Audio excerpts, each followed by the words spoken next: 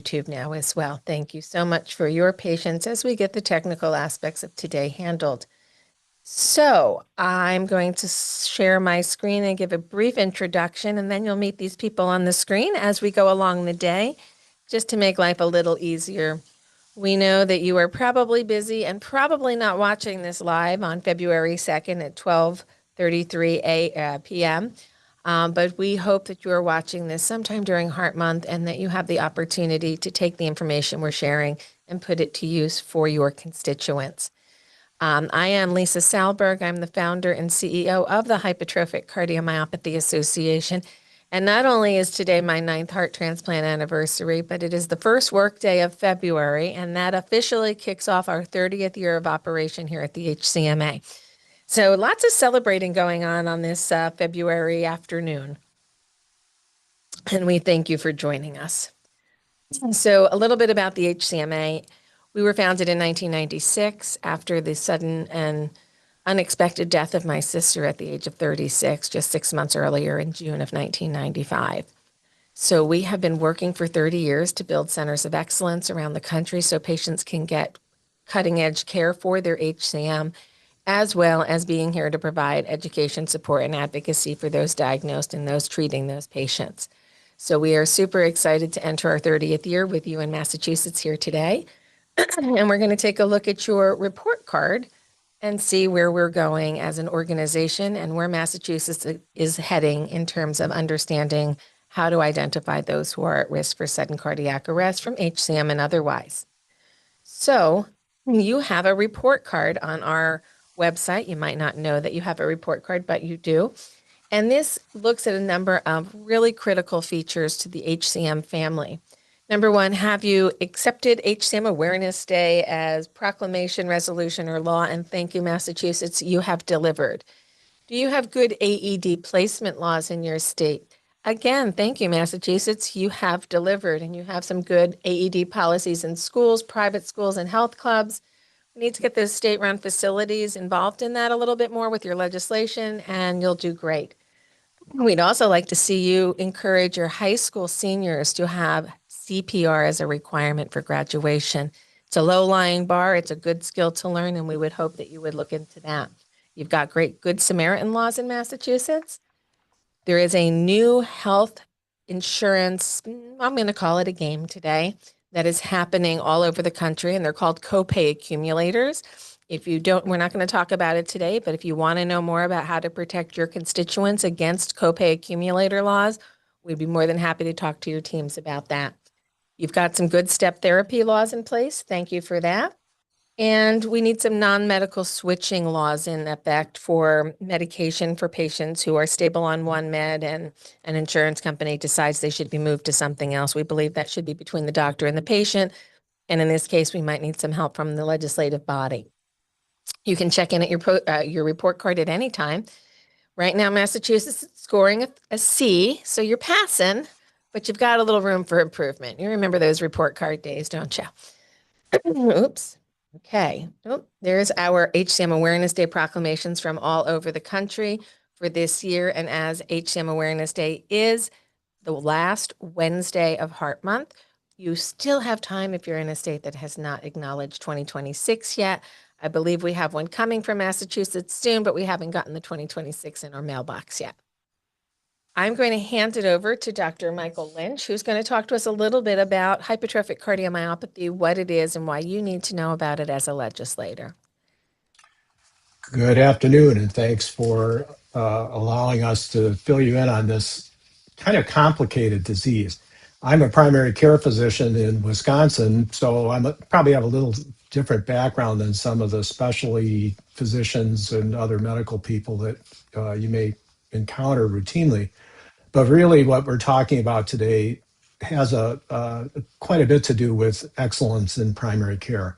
There's a lot of aspects of hypertrophic cardiomyopathy that are a little different than most acute illnesses, of course, but even different than a lot of chronic illnesses because it requires complexity and a complex approach to diagnosis as well as getting going on the treatment regimens, which can be complicated and require frequent monitoring. In any case, this disease affected me. I was diagnosed in 2012. It also affected my father, who they didn't call it hypertrophic cardiomyopathy back in those days, but it's a large heart condition. And you go to yeah, that one. Thank you. HCM is a disease of abnormal growth of heart muscle. The muscle fibers are out of position in a lot of cases, in the majority of cases, and that causes both structural problems in the heart, functional problems with the heart in terms of output of cardiac output, and electrical impulses. HCM is the most common inherited cardiovascular disorder, 1 in 250 people in a population. So it's something that may affect people that in your own families or constituents. And in the United States alone, 1.3 million people are estimated to have HCM. However, a minority of these folks have been diagnosed, and the tragic aspect about this is that on occasion, sudden death is the initial symptom. Usually it's something else, but on occasion, that's how people unfortunately discovered that a loved one has HCM. It can also cause heart failure symptoms and or stroke at any age, and this is also devastating frequently for young people, of course, which is part of why we're here today. Next slide, please. So the signs and symptoms of HCM can be very subtle. The family history, because this is a condition that has been characterized by physicians in Massachusetts, for that matter, sometimes it's difficult to sort out whether somebody really has a problem with this condition or not in advance. Frequently, a heart murmur is a way of identifying that, but the history as well as family history are really the critical aspects of identifying this, particularly in children. There are a number of symptoms that this condition causes.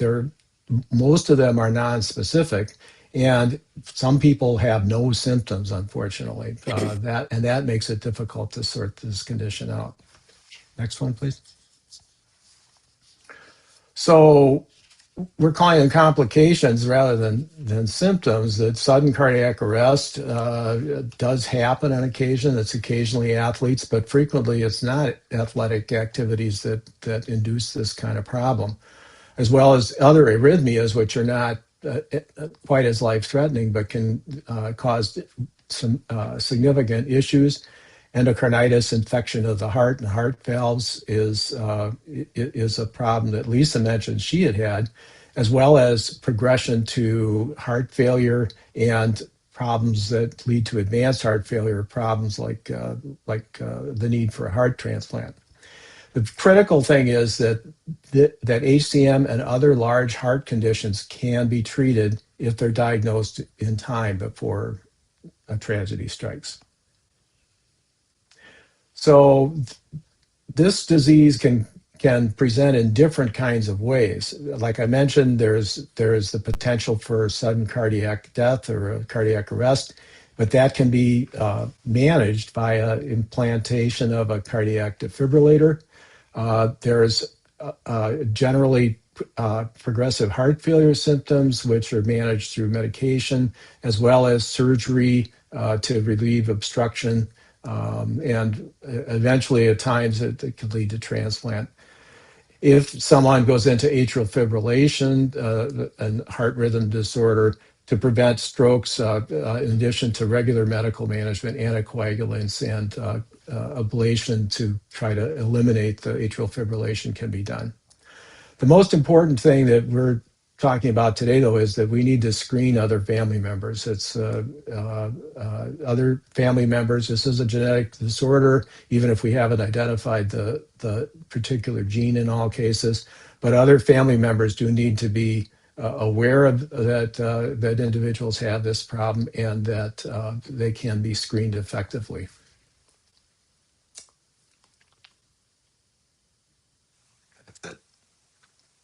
You're muted, Lisa. I was going to say, I think that hands it back to me. Sorry about that. Right. Okay, so now we're going to, oops, I didn't mean to stop sharing my screen, people. My bad. So sorry. We're back. Okay, so a number of years ago, and I'm going to tell a little history here because I do think it matters. Back in around 2011, in the state of New Jersey, we started to examine the problem of sudden cardiac arrest in young people statewide. It was done by a order by the governor to look into this. We did. We came up with some strategies for the state of New Jersey. And admittedly, my goal at that point was to take that national. That was 2014-15. I got really sick and I needed to go take some time off to go get a new heart. Sorry about the delay, but we're back now. COVID kind of popped up in the middle of that as well. So what we know that we can do is we can ask family heart health history questions in the well child examination, which almost every child in America has access to through their health insurance provider, no matter whom it is. They get a well child exam. If the parent brings them in for that well child exam, this is the opportunity to talk about what's going on in the family and does that child need any additional cardiac evaluation. This is in their heart home, their health home, where they choose to be. We want to make sure that physicians understand exactly what the diseases are that we're looking for. It is not just HCM, it is HCM and other heart muscle disorders that can impact young people. So we're talking about channelopathies, which cause arrhythmias. We're talking about structural defects like congenital heart defects and genetic diseases like HCM, DCM, ACM. So there are a lot of different diseases that we could be looking for in these families if their healthcare provider starts the conversation and asks the right questions and the parents are prepared with the answers. We also seek to improve the student pre-participation screening physical to include more specific questions on family heart health history and education to parents, coaches, and school systems alike on what the diseases are that we're looking for so we can get there before tragedy strikes. We also want to make sure that it's not just understanding hypertrophic cardiomyopathy. Yes, we are the HCMA and we are here today to talk to you about this important legislation, and we are the leading cause of sudden death in young athletes. But out of all of those who die suddenly and unexpectedly from HCM under the age of 24, only 20% are athletes and 80% are not athletes. And there's a whole bunch of other diseases that can cause a young person to die too young due to a cardiac condition. So we can get there in time and in front of that if we are smart and we ask the right questions. So that is what we are seeking today, is the opportunity to have the legislation passed in every state that would just require every well child examination to include family heart health history. It is bipartisan. We are 100% sure that if you are watching this, and no matter your political affiliation, we know you have a heart. This is cost effective. We are proactive rather than reactive. If somebody survives a cardiac arrest, oftentimes there's neurologic damage done, and that young person's life has just changed forever. We can limit expensive diagnostics by making sure we're using the very simple tools of conversation and knowledge of family history to make sure the right people are getting referred for the right testing at the right time. We know we want to protect cardiac health of all children, no matter where they are. We know that our successful attempt in New Jersey proved to be a win. In 2015, we changed the law. We know our sudden death rates have gone down and our diagnosis rates have gone up. We're waiting till we can publish some information on that, but it has been proven out in the data. You can look at heat mapping from health insurance companies on diagnostic codes, and we can see the increase in diagnosis in New Jersey because we're talking about it, not because we have more HCM here in New Jersey. This model language, excuse me, I'm still getting over that Christmas cough that's still with me in February. So sorry. Our language has been vetted with our partners at the American Heart Association on this particular initiative. And AHA Massachusetts is also in support of the language that we're putting forward. So you can feel free to discuss this with your AHA representatives as well. And we know that we can save families if we can create the opportunity for them to have the conversation with their chosen healthcare provider. So, why do we want to do this? Because it makes sense and because really smart people have organized the data and said, We need to do better at screening our children's hearts. This paper came out of the American Academy of Pediatrics just shortly after the HCMA had drafted its draft language that we started this initiative on a few years ago. And they're saying the same exact thing that we are. We need to do a better job in a systematic way of screening our children's hearts. What better way than through the well child examination? And now I'm going to hand it over to Noah. Noah, could you please introduce yourself and then you can take us through the next few slides. Absolutely. Well, it's a pleasure to be here today. Noah Riato, the president of a firm called Model Solutions, and we do just that. Share model solutions and best practices like the HCMA's model legislation with states throughout the country. So for the last 24 years, that's what we've done. Worked with all 50 states on just sharing good ideas, and especially ideas like this to save lives and to strengthen families. So what you can do at home is to help by raising awareness of the model legislation. And we have a number of states that we've prioritized this year. Obviously, we're going to increase those every year, hopefully, and get all 50 states to pass our model legislation. We're pleased to work with the American Heart Association and have their support. But you want to grab the next slide there? We can talk about Massachusetts. I think I might have handed over a little too soon. My apologies there, Noah. I'm like, oops, No worries. I went too fast. So in Massachusetts alone, when we talk about the number of people diagnosed or have the ability to be diagnosed, it is not an insignificant number. With hypertrophic cardiomyopathy alone, we're between 13 and 30,000 individuals in Massachusetts alone. When we combine the other diseases like dilated cardiomyopathy, Marfan syndrome, long and short QT syndrome, Brugada syndrome, CPVT, anomalous coronary arteries, and congenital defects, there are somewhere between 75,000 and 221,000 individuals living in Massachusetts today with diagnosable conditions. We know that they're not all diagnosed. We know that only about 15 to 20% of HCM is diagnosed, and the other diseases have less likelihood of being diagnosed. So there are a lot of families out there that are living at risk that they don't even know that it exists because they've not had the opportunity to be diagnosed. We are now going to hear from Lauren, who could not be with us today. She is a resident of Massachusetts, but she's having some tech issues. So thankfully, we pre-recorded her. So we're going to hear from her in her own words. Hold on one second. I'm not sure that you can hear that. So I have to stop sharing and I have to reshare with audio. My apologies. We're going to get this perfect one day. Today's not the day. Now let's hear from Lauren. Opportunity to participate today.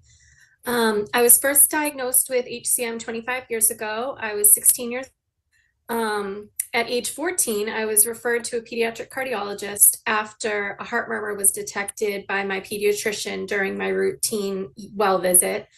I went to the cardiologist and all was well. 2 years later, that same pediatrician asked that I see the cardiologist yearly for the murmur checkup. So off I went. It was a new doctor this time. And the new doctor did all the routine testing and then came into the room and asked if anyone in our family had been diagnosed with a heart condition, and specifically asked if we had heard of hypertrophic cardiomyopathy. So I headed home from an appointment that I thought was going to be very routine with a heart condition diagnosis. So after I was diagnosed, my parents and my brother were all tested. My dad was diagnosed. He has a very mild case, luckily.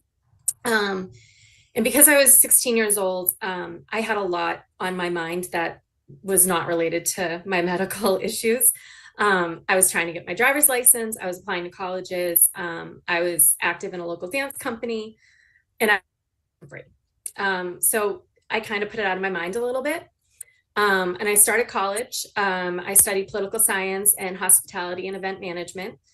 And then during my yearly visit in 2005, I was 22 years old. My cardiologist suggested that I go see a team of doctors in Boston so that they could evaluate whether or not I needed a defibrillator or an ICD. And I was shocked, no pun intended. I thought I was way too young for that. And I still had no symptoms. So I met with an amazing team of doctors at the Center of Excellence in Boston, and it was decided that the ICD was the best course of action. And 2 months later, I had my first ICD implanted. And for 7 years following, I lived a totally normal life without any symptoms. It turns out that I was lucky we made that decision to get the ICD because it did end up saving my life. The first time my ICD shocked me was 7 years after I received it. One night, just eating ice cream and watching TV with my now husband, I started feeling off and I couldn't pinpoint what was wrong. I started feeling clammy, nauseous, lightheaded. And after a few minutes, I decided to splash some water on my face. I took 3 steps toward the sink and I felt myself start to pass out. My ICD fired once and it shocked me back into sinus rhythm. I took my first ambulance ride and was admitted to the hospital overnight. And it turns out that was my first bout with atrial fibrillation, which had turned into ventricular tachycardia. And given how long I went without symptoms, I became incredibly grateful for the early detection. If I hadn't been diagnosed before symptoms, put on medication before the symptoms, and given an ICD before the symptoms, things would be very different. And over the years following that ICD shock, I had many bouts with AFib, a few rounds of cardioversion, 5 ablations. I had a second ICD placed after a wire malfunction, and many medication changes to manage my HCM. I even had a second ICD shock, and this time it was when I was driving and I was alone, so it wasn't that fun. I suffered PTSD after both of the shocks. After the first shock, my electrophysiologist told me it was totally normal, and after a while it went away. After my second shock, though, even though it's been a few years, I still deal with those lingering effects. Driving alone is a little bit scary for me now. And even though I live a mostly normal life, I've come to accept the precautionary and physical restrictions and attention that HCM demands. And I'm extremely indebted to my pediatrician for detecting that murmur all those years ago. If he had not caught that murmur early, I wouldn't be here today. My story is an example of why early diagnosis is truly essential. And if I hadn't been diagnosed as a child and managed and monitored for all of those years, I may not be here today to share this story. I thank Lauren for sharing her story, and I'm hoping she's able to watch this at home. She was having some technical difficulties, so we were unable to have her here live today. So moving on, I'm going to punctuate her personal Massachusetts story with one that's a bit more blended from around the country. And I'm going to tell this story. It's a hard one to tell, especially on a day that should be celebrating. And this is Jillian's story. And we're going to explain why screening like Lauren had in time matters. Jillian comes from a story, and I'm not sure which slide I have next. No, I don't have that one next. Sorry. This is from her mother's point of view. That's what we have next. Just hit the key and we'll take to the next slide. Thank you. Okay. This is from our Hill briefing 2 years ago in So Washington. on February 15th, 2022, which is 2 years exactly today, my 17-year-old daughter, Jillian, and I, we walked into our family physician's office for her well child check. And while we were there, the doctor put her stethoscope onto Jill's chest, and she turned to me and she said, "When did Jill get this heart murmur?" And so that appointment led to us going to see a pediatric cardiologist in Des Moines. And from there, you know, we had the diagnosis of hypertrophic cardiomyopathy. And those were severe and obstructed. They were still lingering in the air when we were waking up in Omaha, Nebraska to see specialists 1 week later. She went ahead and did a battering of tests, and then on Thursday, April 21st, 2022, the doctors were able to come back and give us our very last test result, which was her genetic test that she was positive for the MYBPC3 gene, which connects her to HCM. She came home from school that day. We went ahead and made an arrangement to see them on Monday and kind of get a plan of action. She came home an hour and a half later after I hung up the phone with the doctor, and I told her what they discovered, and she said, "Okay, that's about what I expected." She ran up the stairs where she had a sudden cardiac arrest. I was able to get up to the stairs within a minute or two. There was a lady who lived across the street who actually sold AEDs, so I had an AED on her within 2 minutes.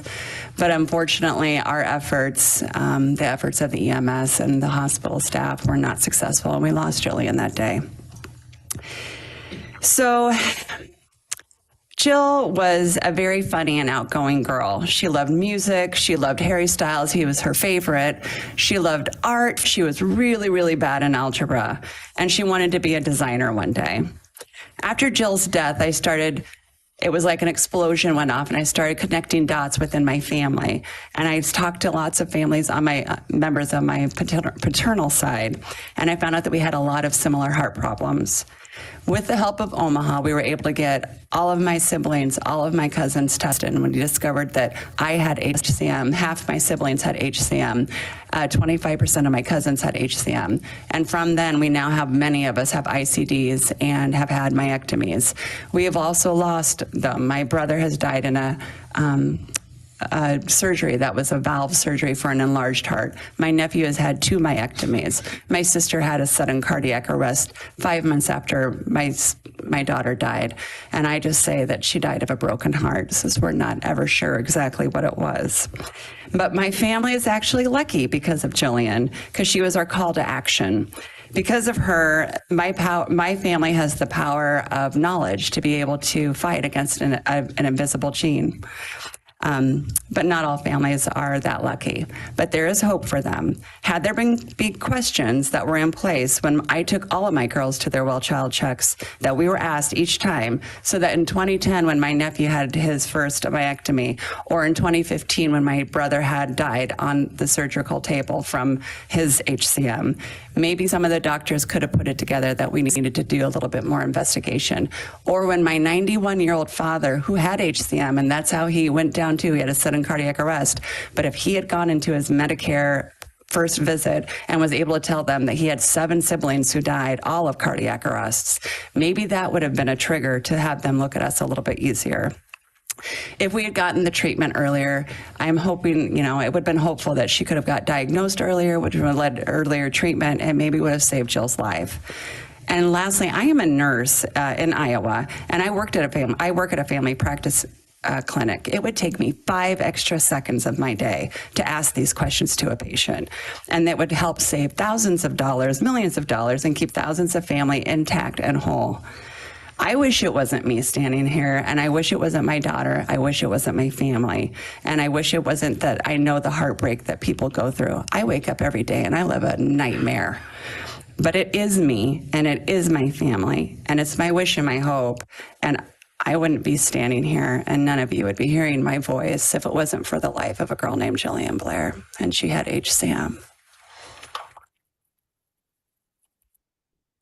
So Jillian's story continues. I don't know what is happening with this slide deck.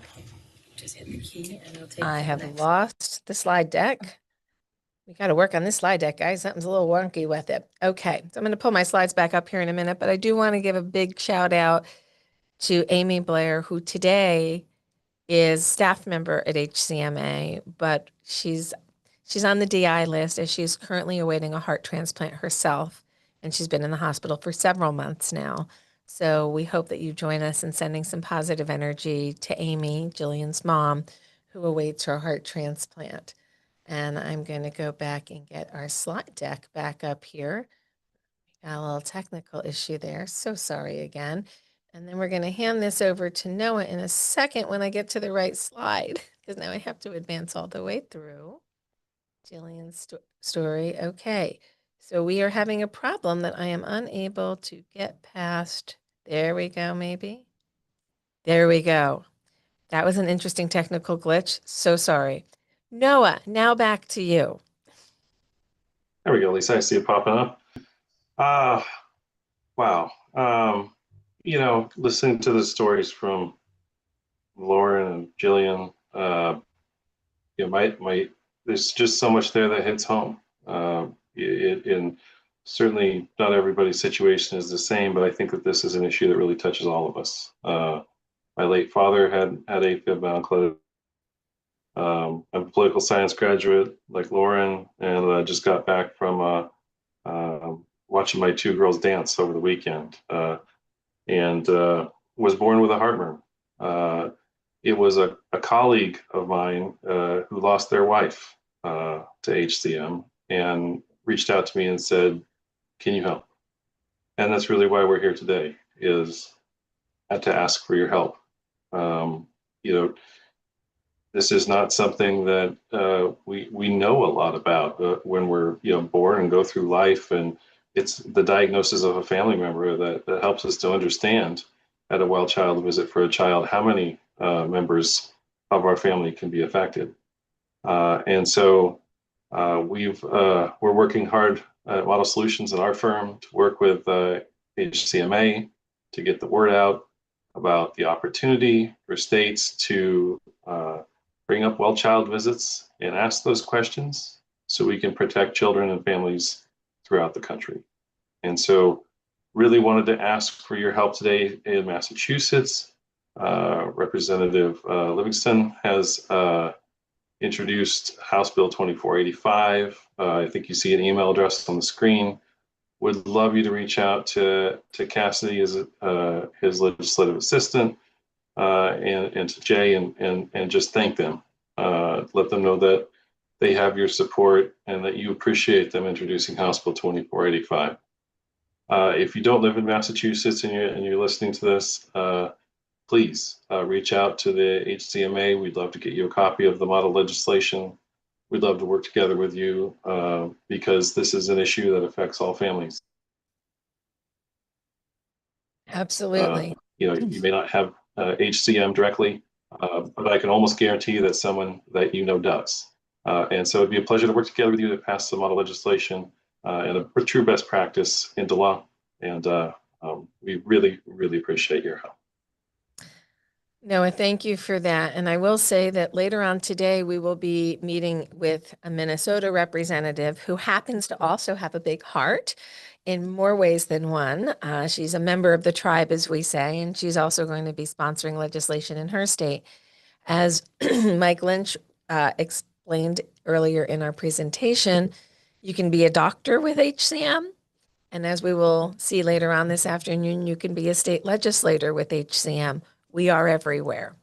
If you want to get more involved, Julie Russo is our Director of Legislative and Volunteer Programs, and she would be happy to align you with appropriate materials and education and talk you through all of the pieces, whether you're a legislator or a patient advocate and you want to get involved. Julie's the person to reach out to here at the HCMA.